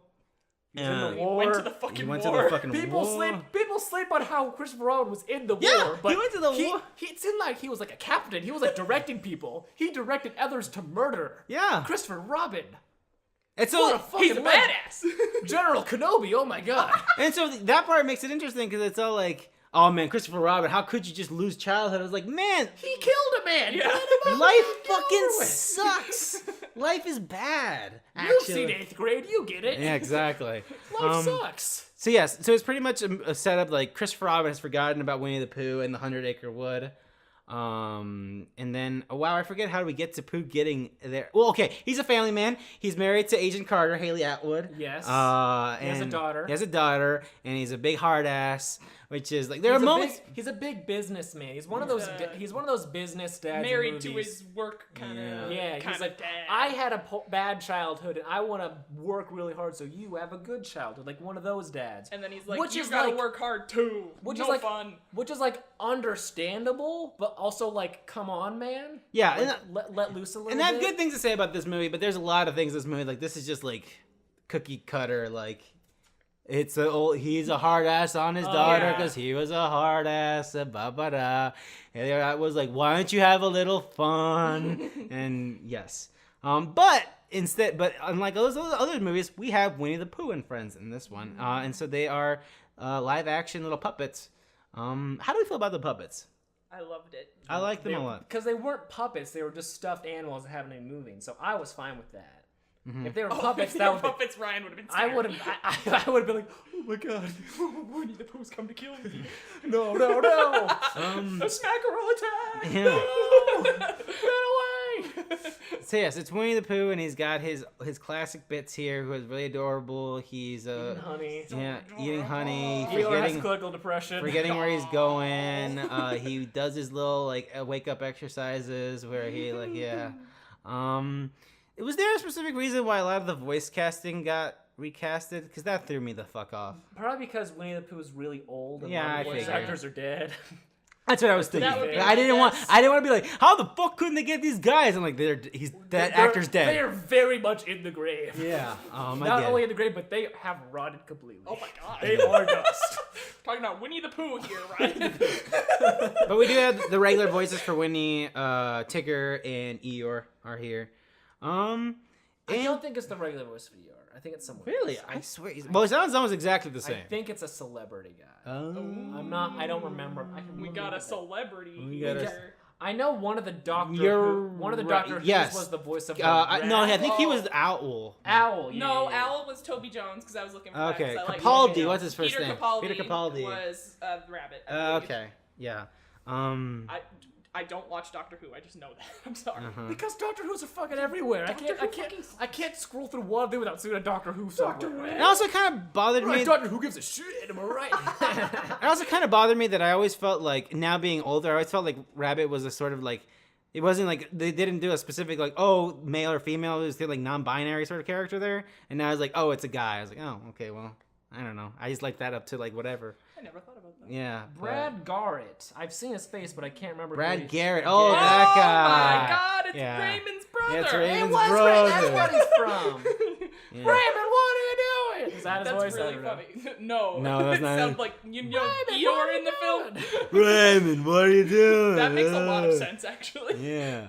Mom is coming to visit. You gotta go Beverly. He was the voice of Luca in Garfield the movie. He's the voice of any boy. sad, slow character. But yeah, I don't know. Like, He was the voice of the Easter Island at the night of the museum movies. Oh my God! This man was in You everything don't good. give me gum gum. Oh my. But anyways, Christopher Robin. this movie, like we said, it is a movie about this guy who has sort of forgotten what it meant to like be carefree, and so Winnie the Pooh and friends go on an adventure where he learns some lessons. So I don't really want to get into specifics because there are specifics, but really, all you need to know, guess where it would go. you can guess where it goes, and I think it does it pretty gosh darn well. It helps that Winnie the Pooh is fantastic and adorable, and his friends are great. And it also helps that Ian McGregor just fully fucking invests. Oh yeah, he just fully goes. I think it wouldn't have worked if he once the switch flips. He's the best. Once he switch the flips best. and he's all like he's gonna be the good guy, it's fucking great. There's so many movies that would not work without No. him. Like Big Fish would not work without Ewan McGregor. Moulin Rouge would work, but it wouldn't be like as great. This, I mean, it'd still be pretty good, but I mean, you know, Ewan McGregor's pretty great. I can't think of anyone you could get other than Ewan McGregor that would really nail this, because he's that perfect like old man, but like Still he's a sweet- chipper young boy. Yeah, he's still a young lad. Yeah. So I think it's him and like the charm of like the Winnie the Pooh Yeah. characters that like really like It's hits it home. amazing. Because like those are characters who have that like truly like family kind of humor. Yeah. Where it's not like it's for kids, it's for like anyone to laugh at and anyone to like be warmed by the joys of these characters. It's one of the most warm and pure things in the world. right, there's like not even And that's just Winnie the Pooh, like Yeah. the franchise in general. Yeah. And this movie like really well like takes that. I've heard a lot of people like online being like, this fucking cash grab, heartless, soulless No. thing. And I'm like, Have you seen Beauty and the Beast? You're not. that's what that is. To be fair, they're not completely wrong, but I think they do a good job of hiding that artifice of being like. But see, I'm falling for it. Yeah, now, exactly. So. Yeah. I think there are parts in it where I think the ending doesn't work for me at all. That's where Oh yeah, the ending is so. that's where the veil. Oh my they God. completely pulled it away from me. I think it's a little much. A little But like much. what the ending is like, I finally did it. But like he's holding like the animals as, you know what, you did do it, Ewan McGregor, you did do it. We won't Good shut work, down the buddy. recreation center. You got a point. Oh god. I will let these inner city teens play basketball one last We'll let time. all the inner city teens into the 100-acre woods. Yeah. But I think for the most part it works very well, and it doesn't like again there is no crude. It's not like the Smurfs coming into like the real my world God. and like make like Yeah. some fucking like I don't know. No, it's like if someone runs, if a normal guy wears the Winnie the Pooh, he's like, what? But it's like they don't make a crude joke Yeah. that someone else will get like, oh, it's a reference to a thing that is like whatever. They're just the characters. Who didn't like fart a honey bubble or Yeah, exactly. Oh my god, this movie would have been 1,000 times better. There's no Ryan wants the more fart jokes in his Winnie the Pooh. They don't Yes, have please. they don't do like a cover of a popular pop song and like they can dance to it or something. Winnie the Pooh. Yeah, something like that. Winnie the Pooh. Yeah, Winnie, he's here. He's here. Yeah, exactly. But yes, it's very good. As someone who loves Winnie the Pooh, I think the thing that I liked the most about it is that. So the last Winnie the Pooh thing was the Many Adventures of Winnie the Pooh. I think the movie that came out in 2012. I think it was 11. I think it was Okay. just called Winnie the Pooh. Anyways, that movie was a fucking bomb. It bombed for incredibly hard. I never saw it, but I was really sad that Yeah. that bombed And because so- like it was the first 2D Yeah. animated film in like fucking forever. Yes, exactly. So this was like, this is put up or shut up time. Let's see. Yeah. We tried the Princess Frog. That didn't work out. Here's a second chance. Nope. Nope, kids don't bombed. want this. And with Kids do that, not they want like this. killed the entire Pooh franchise. They're like, it's just no. We're done. We're done. Yeah. And so this felt like the resurrection of a thing that you remembered and that died, but in some ways it still feels dead. It still felt like a thing that like Christopher Robin, I forgot about Winnie the Pooh completely because Disney forgot about Winnie the Pooh. And it doesn't feel like we're setting this up for a new Winnie the Pooh like thing. This feels like here's your chance to say goodbye. We might do another thing if this does well, but this feels like a good final chapter where we can just let it all Finally rest. killed this bear. This is the Logan of Winnie the Pooh. Yes, it really is kind of like this is it. This is pulled the for trigger, this is Piglet. for the real fans. Because I don't know, and I don't know how well this movie's doing, but Yeah, I don't know. I think I love this movie. it's very good.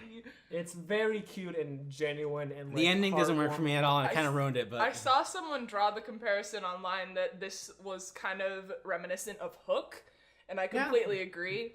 Because I love Hook, and it's just old curmudgeon business dad revisiting his childhood fantasy thing, and it's like, it works. It's a good thing.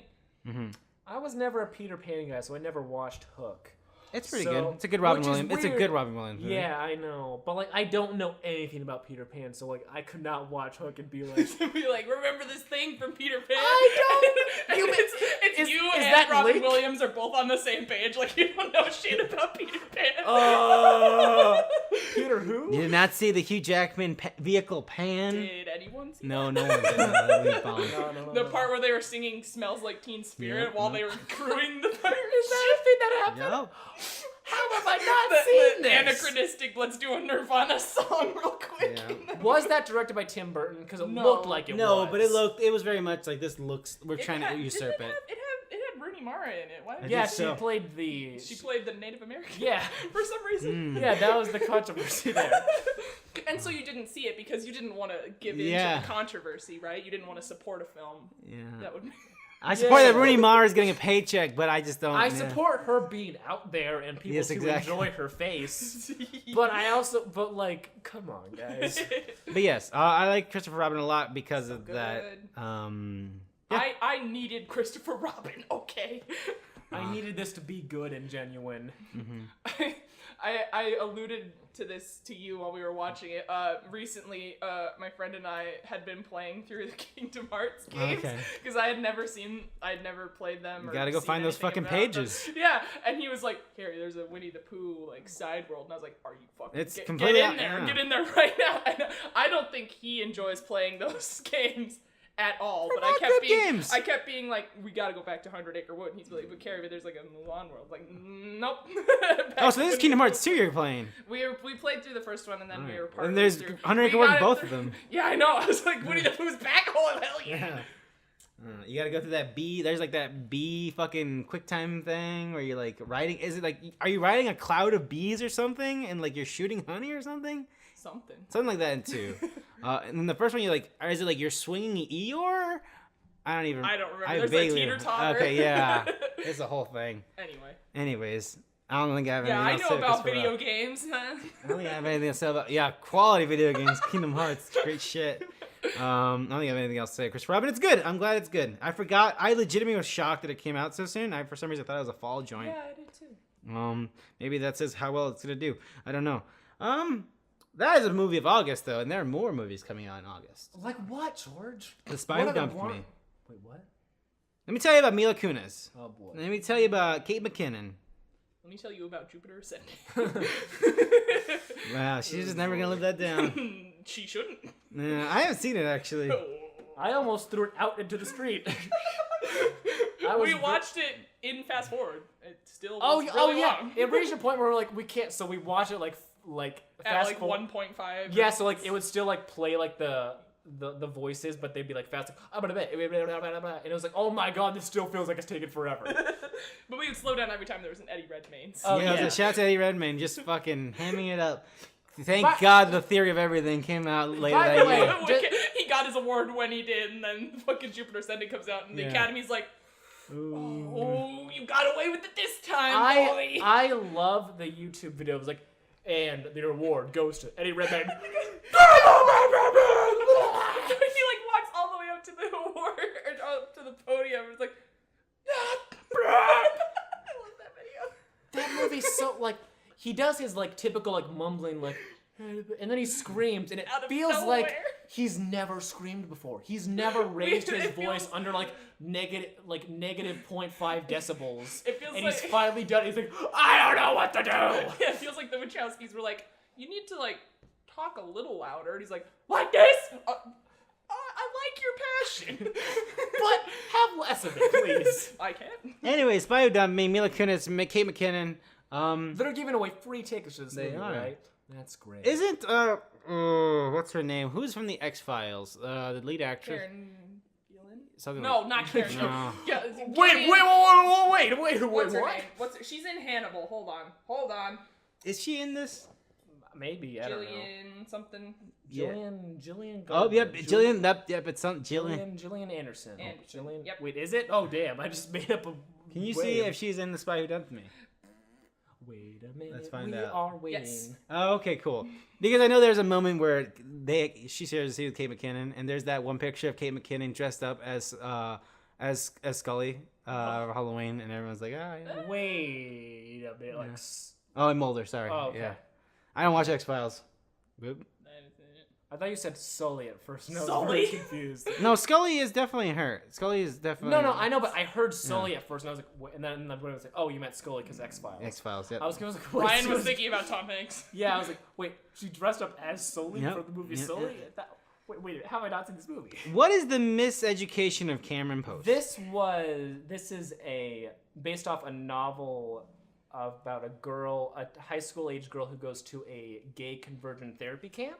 Oh. And it's a very serious coming of age kind of thing, and it did very well at Cannes. I think it won quite a few awards there, and it's finally coming limited in our area in August. So I thought I should put it on the list.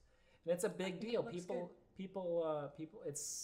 It reminds me a lot of if But I'm a Cheerleader was like serious, and I love But I'm a Cheerleader. It's a very good film, but my issue with it is it kind of like. Because that is also a girl who goes to a gay conversion camp, but that's more of like, it jokes about like, you're just making the kids gayer by doing this. Like, that's the gag it tries to make, which it does very well.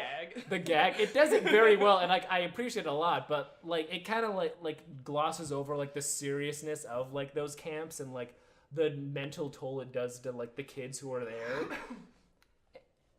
And what makes me just is like, okay, so this is like if it was more serious, and I like how there's two different like there's the 90s starring fucking Jodie Foster? No, it's Nikki from Orange is the New Black when she was like a kid. Oh. It was like one of her first movies, I think. I think Aaron. Oh yes, you're right. Okay. Yeah. Very good film, and hopefully this other film was very good. Dog Days. What's this? This was the trailer that we like walked into the end of when we were going to see Christopher. Oh yeah, Robin. It has Vanessa Hudgens, and I was just trying to figure out what the plot was, and I'm still not sure. Yeah, it's like Valentine's Day and New Year's Eve, but with dogs. Yes, I think that's the closest we're gonna get to figuring out what is this it the movie same director? Because that director made all of those movies. Did that director die? Oh. But yeah, a lot of famous people, a lot of stories. It's an anthology about dogs. I don't know. Dogs. A comedy drama, according to this. About dogs. Comma. Now this seems like a movie like my favorite actress in the current ever. And I just forgot her name, so this bit's Finn dead. Wolfhard. Oh yeah. Who's in it? You say he directed it. Let's find out. Is it New Year's guy? I don't think it is. Dang it! But anyways, Is that guy dead? He directed Goosebumps. Let's see. Valentine's Day. Anyways, yeah, remember that was a weird time when they just made a holiday movie to cash in on holiday sales. Gary Marshall is dead. Okay. Damn it! Gary Marshall directed that, huh? He died in 2016. Because there were 3 of those, right? It was Valentine's Day, I think. New Year's Eve. And then Mother's Day? Mother's Day was the one that I just looked up. That was the most recent one. I think it's the same guy. I don't know. It doesn't really I think that wasn't like the same. That wasn't like ensemble of famous people in a movie though. Yeah, Valentine's Day. That was like Mother's Day was like some other thing. Anyways, just go with it, huh? Yeah. Let's talk about a man who is also dead. The Slender Man. He directed Office Christmas Party. The Slender Man. It's finally coming out after... Is this a Sony joint? This is a Sony joint. Great, I can get 400 points. From my understanding, Sony was trying really hard to sell that checks it to out. another studio That checks out. because they didn't want to release it, and they've done no marketing for it. Yeah. So, it's going to be hilarious, I'm right? excited. Have either of you seen the Slender Man documentary about the Slender Man attempted murder thing? It's not great. Sounds like it. Mostly, it's interesting because it spends a lot of time on, the psyche of these kids and, how internet culture affects kids. But my main issue is they never like talk to the victim of the crime. They just kind of ignore her. Or the family. Or They ignore them completely. They just talk about the people who are like, my daughter did this, but it's fine. But it's like, what about the kid who was stabbed 17 times? What's her story? What happened? Do you know what I'm referring to, Carrie? Okay. So, go ahead, it was back when the Slender Man stuff was like... Slender Man, remember that game? You had to find those pages. It was before... Classic. I think it was before the game, when just the creepypasta thing was Classic. out. Basically, there were creepypasta forums, and these two 13-year-old girls were convinced that if they would kill their mutual friend, then the Slender Man would come and take them to his like Slender Palace or whatever. It's this idea of like the Slender Man story where like the Slender Man would take kids to like this paradise thing if they would appease him. Like Peter Pan. Yeah. And so these two 13-year-old girls took their friends in the woods and just stabbed her like a bunch of times. And they got caught because, that happens. You can't just do that to people. You can't just do that to people. And the documentary is very interesting, but, it doesn't talk about the victim of the crime. And I remember reading about the dad of the girl who was stabbed being like, this Slender Man motion film, really insensitive, because my daughter was stabbed a bunch of fucking times, and, like, you're just cash grabbing on this. And I don't understand the plot of this movie in particular, if it's going into I doubt it. more that territory of, like, girls who are, like, influence to appease this man, or if it's just gonna be a fucking it's gonna be the bye man. I'm gonna look up By the way, Carrie, The Midnight Man is on Hulu now. Did you watch it? No, but Ryan, I need to watch it with you to enjoy it. Oh my god. You can come over whenever, and we can have a movie party whenever. Ryan. I completely forgot about that movie until just now. I already do have a Bye Bye Man movie this year in The Midnight Man. It's much better. So I'm gonna look up when Sony bought the contract before this. Can someone talk about set up the next movie for me? What's the next one? The Meg. Oh, What is this? The Meg it's is the movie Jason where Statham. Jason Statham is like, I'm gonna punch a big megalodon in the face. This is another one of those movies where I remember early in like January, I was watching a video of like, these are the big horror movies of 2018 that you're looking forward to, and one of them was The Meg, and this was like this British guy with the British accent being like, people are going to be so excited. That's why Donald Trump voice more likely. People are going to be so excited about the Meg. People love Jason Statham. People love Megalodons. It's going to be huge. And I'm not just talking about the Megalodon. It's going to be great. And I'm like, listen to this guy's like, this sounds bad. What are you talking about? It looks amazing. I don't know. It looks horrible. By the way, I know we dropped Slender Man, but I just remembered something. Uh-oh. When the first trailer came out, a BuzzFeed article was promoted on my feed, and I read it, and it was the worst article I have ever read in my entire life. The writer, I don't mean to shit on BuzzFeed, but I despise them as a company. But the writer was like, just the idea of Slender Man is so terrifying to me. My fingers are shaking when writing this article. I can't even bring myself to watch this trailer. You're writing a fucking article about the trailer! Do your job! What's wrong with you? Jesus Christ. The Megalodon. The Meg. This is coming out the same day as Slender Man. I feel like the audiences are gonna be split to like high school. What do we see? What do we do?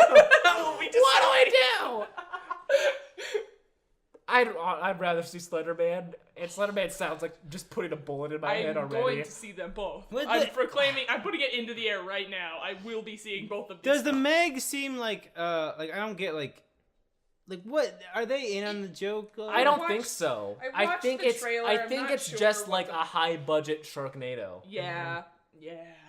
I think of Piranha, which I'm a big fan of. It's probably gonna be more like a Piranha. It looks like that sounds great, honestly. A real big shark fish, and it's very big. I don't and care I'm about excited. that. Oh, What if it's a bunch of small fish? Oh my god. Wait, what if it's in a big jacket? What if it's a They're all big standing on fish, top of each other. and then get this, the man himself, he was in Godzilla 1998. Matthew Broderick? Matthew Comes out, he's Broderick. like, that's a lot of fish. That's a lot of fish.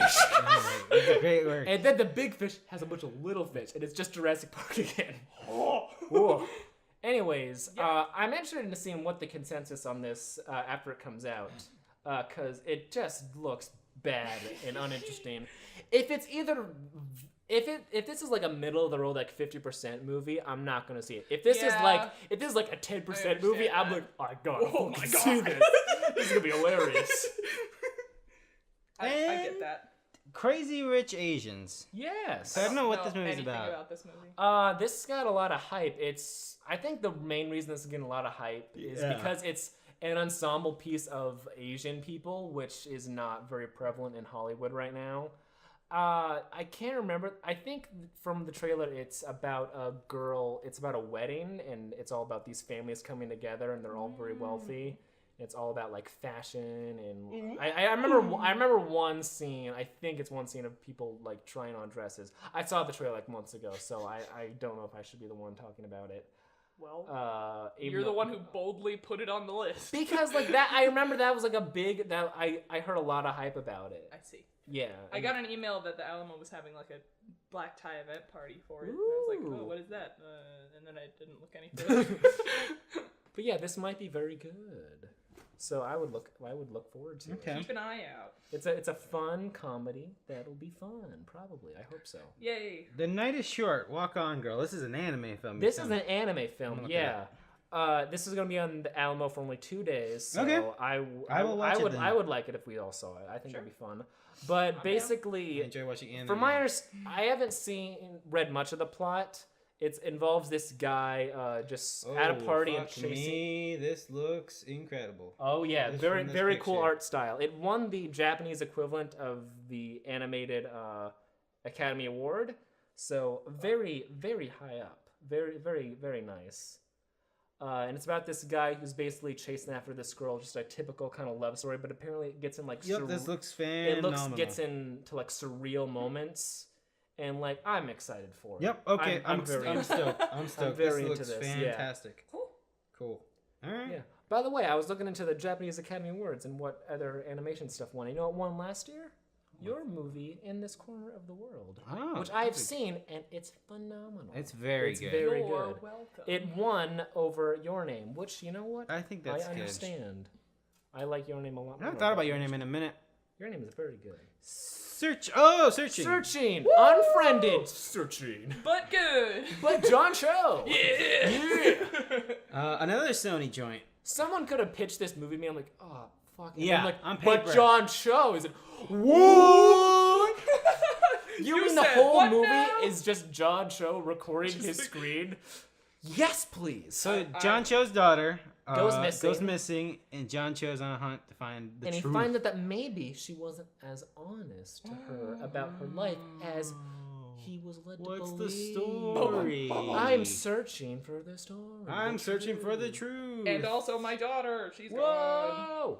But did I even know her in the first place? We need to discuss how underrated John Cho is. Because he's very underrated. He is a great man. He is very good, and I just forgot the thing I was going to... The Exorcist Season 2, he is phenomenal. The Exorcist TV series, very good. Fox canceled it, but they are going under, so, you know, whatever. I doubt Disney would have kept the fucking Exorcist TV show license if after all that went probably through. not. But it still sucks because they ended it on a bit of a cliffhanger, and that sucks that it's over. But whatever, good show. John Cho was great. Black Klansman. This is the newest Spike Lee joint with Adam Driver, and I don't know the lead actor.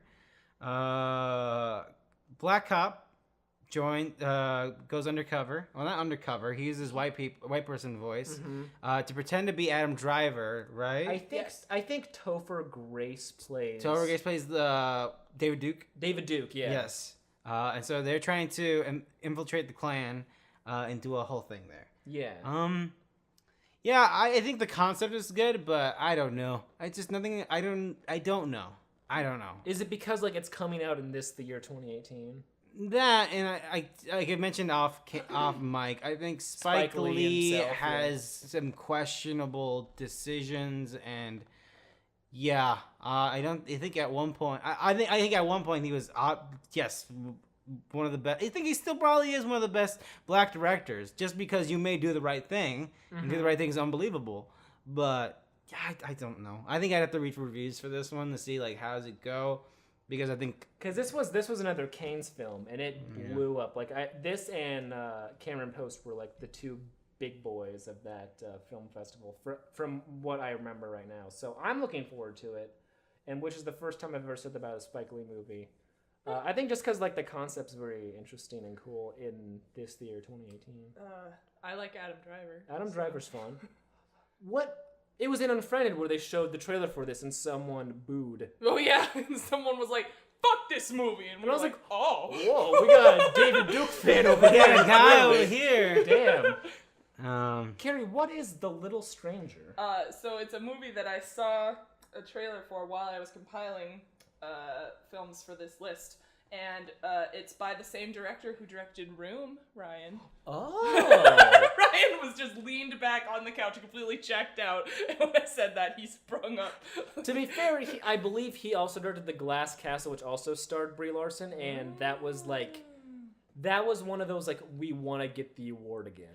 Right. Well, and it flopped. This looks like it's got Donald Gleason in it, and it's got Will Poulter in it, the guy who was supposed to play Pennywise at first, eyebrows guy, and was his Pennywise supposed to be all eyebrows? yes. Oh, wow. How'd you know? No, but it looks like Donald Gleason plays this doctor in this old tiny house, and he gets called, and then there's weird things happening at this house. Maybe it's ghosts, maybe it's weirdos. I don't know. It looks intriguing. It looks like my kind of thing. So it's like 40s and... Okay. You know, George, at the beginning of this podcast, you mentioned that you have a dog. I do have a dog. Speaking of dogs, Oh, boy. Axel, AXL, the trailer looks great. And by that, I mean it looks It looks like a movie like out of the 90s. It looks exactly like the Bumblebee trailer. Oh. Like someone finds a fucking robot in the scrapper. Is like, what's this? It's a robot, but the robot's a dog. And the crewman's like, we gotta get this dog, and the main girl's like, the dog. It's a fucking robot. Like, I don't know. This is based on a book, by the way. This reminds me of Monster Trucks. Remember Monster Trucks? I was just thinking that. Also, Becky G is in this movie. Yeah, she's the girlfriend. That did not look like her at all, but okay. Well, you know, gotta make George money. doesn't believe you. Gotta make money. No, I know. Apparently, this was originally a short film that was funded via Kickstarter campaign in 2014. Oh, boy. And Becky G was forced to continue working the pitch was a movie about blurring the boundaries between humanity and technology. Oh, boy. That pitch has happened a dozen fucking times. What a crazy pitch! Whoa. Apparently, this movie was in production in 2016. Yeah. So, yep. There you go. Let's talk about the happy Oh time. my god. The happy time. Fuck This me. looks awful. Holy shit. Just gonna put out my controversial opinion here. This movie looks like hot trash. Melissa What are you McCarthy talking about? is in a world full of puppets, and they're not your regular no puppets. Sesame, all street. I remember when I saw Deadpool 2 with my parents, and the trailer for this played, and the crowd fucking loved it. Oh man. They loved it, especially the jizz scene. Goodness. They loved that, and I remember seeing that. I remember seeing the trailer for that because I remember reading the pitch before the trailer came out. I was like, that sounds interesting. Like that could be something. And then I saw the trailer and I was like, oh, he's ejaculating a lot, and it's silly string. And the scene's still going, and it's still going, and oh, it stopped. Oh, wait, it's going again. Classic Oh, no. comedy. Oh, no. This just from the trailer, I felt the sausage party aneurysm frustration in my brain. I swear was to God, I if don't this want is another sausage party scenario of people fucking love this, so we feel obligated to like try it, and then we're like, nope, that was the worst garbage on the planet. What the fuck is everyone else? Because I can't go through that again. I can't go through. I can't do it. I can't go through Sausage Party again. How about I say, if that is the case, they can go fuck themselves. Oh, I'm yeah. not- Yeah. Nope, I'm good. If anyone is me. interested in inappropriate, gross, weird puppet movie, Whoa. I have a suggestion. There's a Peter Jackson movie from of Lord of the Rings fame Yes, I from 1989 called Meet the Feebles, and it's that but good. So they're puppets on a variety show, and they're just all fucked up and sleazy and addicted to drugs. And there's like a song about sodomy, and it's really funny. So check that out. If you really, you listener, If you really want want a a dirty dirty movie. puppet movie, watch that one, please. Because it's actually fun. From the It's mind just- of the man who brought you not only Lord of the Rings, but also Dead Alive. That's what I was going to say. Yes. That sounds like a movie Greg would show someone. Guess who did show it to Oh, me? yeah. Another thing about the Happy Time, it's directed by the son of the guy who did all the puppets, the Muppets. Oh, guy. Henson? Yeah, who also directed several Muppet movies. Like Wait, this- so the son of Jim Henson or the Yeah. son of the brother of Jim Henson who still was doing shit? it's the one who directed several of the Muppet movies. So it might be his brother. I don't The son of the remember. brother. Because like he came like they were like partners in all his movies, and then when he died, he took over. Okay. Cause yeah, I only know because I saw that Ninja Turtles documentary of the movie. well yeah, it's from the mind of someone who has been on the ground floor of like the sweet, wonderful stuff. And I remember reading something that was like, I just wanted to really make something. Like But that checks real. out 100%, Yeah. right? Like, you are the brother of Jim Henson. Like, you guys are proud. You did so much work. And then you have this bastard shit son who's all like, those movies are fucking gay, Dad. And then he's like, I'm going to make one. I'm going to show you. It's I'm be- going to make Kermit say fuck. Yeah. He probably greenlighted the fucking Muppets ABC show where Kermit broke up with Miss Piggy. It Oh was my like, gosh. And he Having dated a- Ariana Grande. Yeah. The one I watched the pilot. The one funny joke from that pilot is the bear guy. He was talking. It was like an office. He started like, I was on this app for bears, and it wasn't the kind of bears I was looking for. I'll tell you what. That was the one. That was really good. That was really Ryan good. went, to that. What do you know? But yeah, not a good show. This movie, I would love if this movie came out tomorrow, so I can be like 2 weeks later and the marketing is done. Oh my god, I can't stand it. Yeah, it's not till the end of the month, right? Oh Nope. god, I got to Fuck. do another month of this shit. To be fair, the trailer isn't different, so it's not like we're getting new You bad don't jokes. have to be exposed to more of this movie. I don't like seeing it. I don't like seeing like look at this puppet with tits. Don't you want to fuck this puppet? But yes, but wait. No, George, cut that out. No! My followers. Listen, I'm not here to yuck any yums, I guess. So whatever. Anyways, that's all the movies that are coming out in August. I am fucking stoked for that anime movie now. Holy shit! Oh, yeah. Man, I'm fucking stoked. That anime movie, and there's one, like, Iranian animated film that comes out this year that looks very good. I can't remember the title off the top of my head. I have a list. It's on there. It adds a very, like, also artistic, weird art style that really resonated with me Cute. personally. But yeah, good month for anime. There's one movie coming Oh, out. great. Yeah. Great, good. Yeah. Good month. Uh-huh. Look, George, we weebs, we Is take my- what we can get. Oh, great, yeah. I was waiting for another season of My Girlfriend's a Gal, and I was hoping that would fucking... No? Okay, never mind. Don't worry about Girlfriend's a it. Gal? I Yeah, don't don't know worry if I about know it. that It's similar in the Sekirei vein of genre of anime. In which case, I gotta watch this. Yes. Anyways, that's the movies are real for the month of July. I was your host, George, I guess. The puppet time fuckers. Who gives a shit? You can follow me at jcruzalvarez26. Gary, where can people find you? You can find me at Kar, Kar_E, Lyles, Lyles.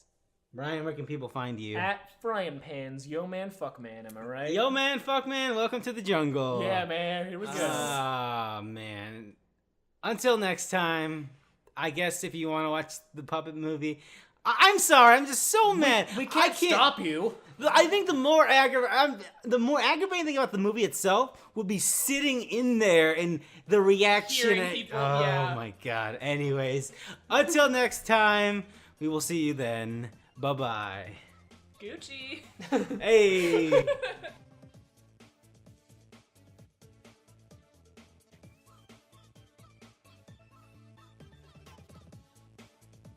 Hello there, welcome to Movies Are Real for the month of July 2K18. I am your host. I